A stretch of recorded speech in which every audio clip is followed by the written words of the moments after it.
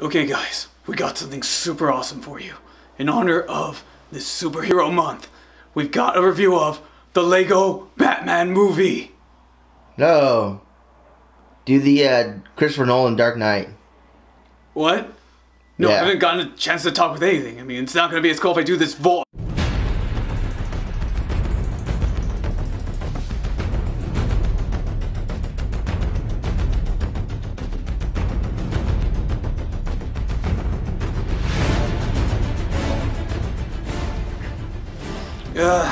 Okay, probably better we don't do that voice. But okay, the Christopher Nolan movies, they are great. They're awesome.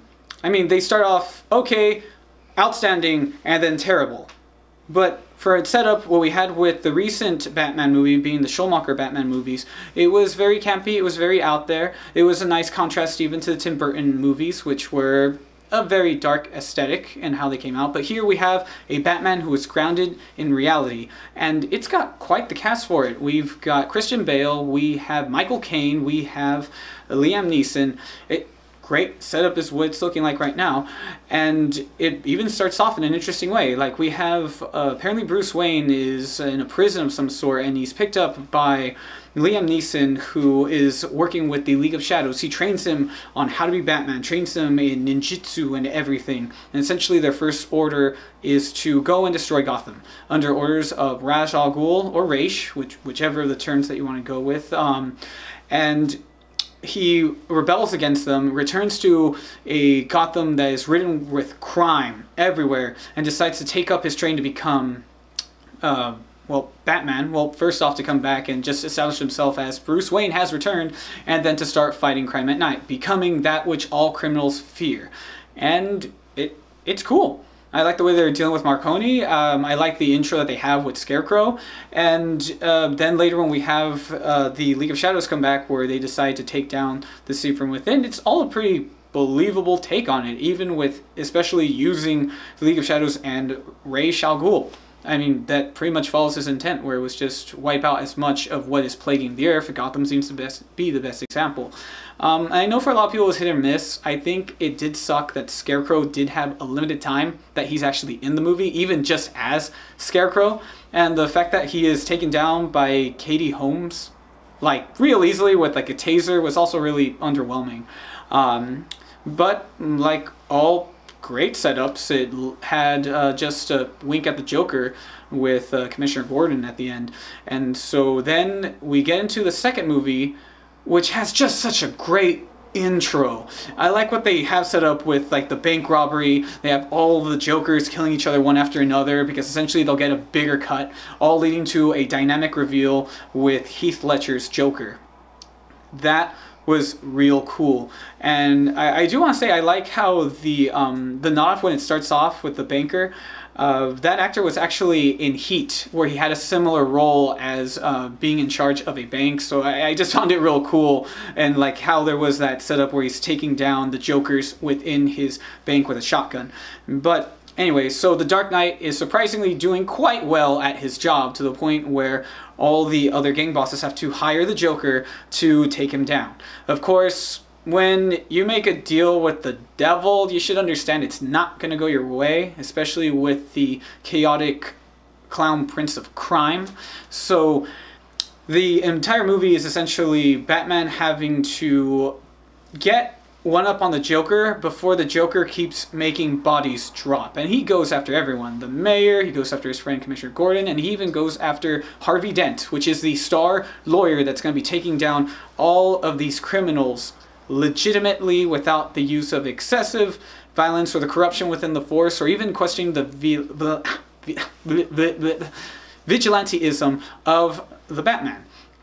And here, there's this great little internal conflict that's made. The gangsters do not get exactly what they want, because the Joker's plan actually revolves around getting Harvey so twisted and messed up that he represents that goodwill of the people. If he can corrupt that, then he can send all of Gotham into a giant spiraling whirlpool of destruction. And he essentially does.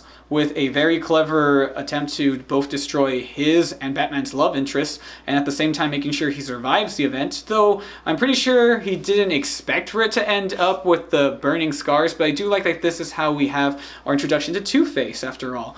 And I like that we had that set up. We didn't have that in the first run of Batman movies where we actually had Harvey Dent before he was Two-Face. And then out of nowhere, we changed the actor that we had within the first 2 Batman movies. And now suddenly in Schulmacher's version, he is Tommy Lee Jones. And he feels like another Joker character. It's just, I don't see it there. I like how much more gritty this version is. I like how serious his personality is, even with the shift, and how down you can see the spite that he has. He's gonna flip a coin and he'll kill anybody if it lands on tails. He doesn't kill Marconi, but he does kill his driver at a second flip. And I think it was those moments within Dark Knight that were so cool. How to make a pencil disappear. What's it called? You wonder how I got these scars. The deliveries of other characters within it. The very moral gray area of what is essentially just, and at the same time what is something that will fall into chaos, or what exactly is justice. So it was a great movie in its setup. I do think it probably got a little bit contrived near the end watching back, where they probably could have just blamed the death of Harvey on the Joker. I mean, he was technically killing everyone as is. I don't think they would have found it off, but overall it was a great story. And I felt like, wow, like I'm really hyped up to see what happens in the sequel. Unfortunately, Heath Ledger was going through a lot with his family, and let alone that even when you're actually acting a character, there are some psychological effects that can even happen then. So you pair up a terrible family situation with the after effects of his role, leading to an intense depression, and then over abuse, and then his unfortunate death. So it was tragic, and it added even to the follow-up to see what would occur. So seeing how now we're going to have a conclusion that was going to be going out of the Nightfall storyline, in which we have Bane, who shows up in Gotham. There was some hype. I know there's a lot of people who don't think Bane is necessarily a great character, or they feel that he only had a specific purpose, that being that he breaks Batman. But even within that story, he got all of his past criminals, broke them out of jail, Batman had to round them all up, and then Bane, coming to him knowing that he's tired, just beats the crap out of him.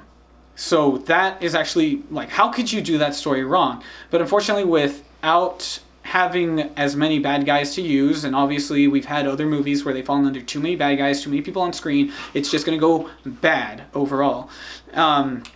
But Tom Hardy does a great job. He's very intimidating when he's around, but at the same time, I think what made the movie so heavy is obviously the absence of the Joker and the after effect that he had on the storyline, and then trying to make up for that. That did hurt it. And it's not like anybody else is going to be able to recreate that lightning in the bottle that was The Dark Knight. But you still had some awesome roles in there. We have even Joseph Gordon-Levitt, who comes down as a new character who helps out Commissioner Gordon in this. He's cool. He's decent. He reminds me a lot of Tim Drake's Robin, which we later had a reveal in later that movie. And so that one I'm not really going over as much. Essentially, Batman is defeated by Bane. He's sent to the same hole where he was located before the League of Shadows came and took him out, or rather, he took himself out of the hole. It goes back and forth to hide a twist that Talia was essentially within that hole, and Bane helped her, which in turn, they make a huge plan to destroy Gotham City with a bomb. And you know, as far as having the idea that there's too much going on screen, that I think it still fell under that problem. The plot was everywhere. There's 2 different times that The Dark Knight Rises, both when he's coming back to fight crime, and then that second time where he's in the hole. And then Anne Hathaway, I like her as Sinaka. She's great. She's one of the great parts of that movie. A little over the 3 actors that just come out for, like I said, Joseph Gordon-Levitt, Tom Hardy, and Anne Hathaway. They do great, but great characters can't save a terrible plot, and that's what that movie is. It wraps everything nicely, for the most part. Major plot hole still being how does Batman survived that explosion, but either way, I didn't like it as much, and a lot of people were feeling the hate from it, but that's once again because of how great the Dark Knight movie was. I still like Batman Begins. It's got some of its flaws, but I felt it was a nice way to bring us into this series, and hell, freaking Dark Knight hit it out of the park. And Rises, well, Rises is just the effect of the trilogy on any film. Sometimes they just don't work out, but that's only because they have to go back, rehash something we didn't think was true, or start something all over again. It's problematic, and I think that's unfortunate. And once again, I think overall my favorite actor was probably Michael Caine. Though every now and then he would drop off kind of an exposition, or rather a monologue or so, to explain the situation and how it reflects with what Christian Bale's Batman is going through. But I just liked him overall in the film. And I was like close to tears when essentially he is feeling like he failed with having the son of his previous family that he would work after, that he would die saving Gotham. Something that would be something he would be proud of, but at the same time, it was harsh. Like, that's where it felt most of the emotion. Like, he did such a phenomenal job. Hands down, Michael Caine owns that entire movie. I mean, sure, it should be Batman, but I just can't take the way he talks sometimes. Oh, man. Where is Harvey? He just got memed for all the wrong reasons, but, I mean, we now have Where is Ares? But yeah, so what are your guys' thoughts on the Dark Knight trilogy? I enjoy it. I think it's cool. But yeah, the definitely darker tones within the film probably could work against it, but I mean, they definitely knocked it out of the park with even the color scheme and the cinematography in The Dark Knight. I mean, hell, the review was almost just be The Dark Knight, but I feel there's a little bit more to it, and then also understanding where they went wrong. Personally, there's probably a better way that they could have gone along the story with Dark Knight Rises. Maybe if it was closer to the actual story with Bane, and then having to just pull the elements with a contrived storyline. Okay, the less I think about that movie, the better. But yeah, thank you guys for watching. We do appreciate it. Do be sure to check out all of our other content. If you enjoyed this, YouTube, please remember to like, share, subscribe. If you're Facebook, remember to react and share with your friends. And be sure to comment in the section below. And be sure to also subscribe to our Patreon. We've got a great show planned up for all things film called Movie Wars. Essentially, you could potentially see me or a guest get drunk and arguing what's great about a movie, what's a great character, or what had a better director. So please be sure to do so. We're running at about $5 right now on our Patreon, and that would mean the world to us.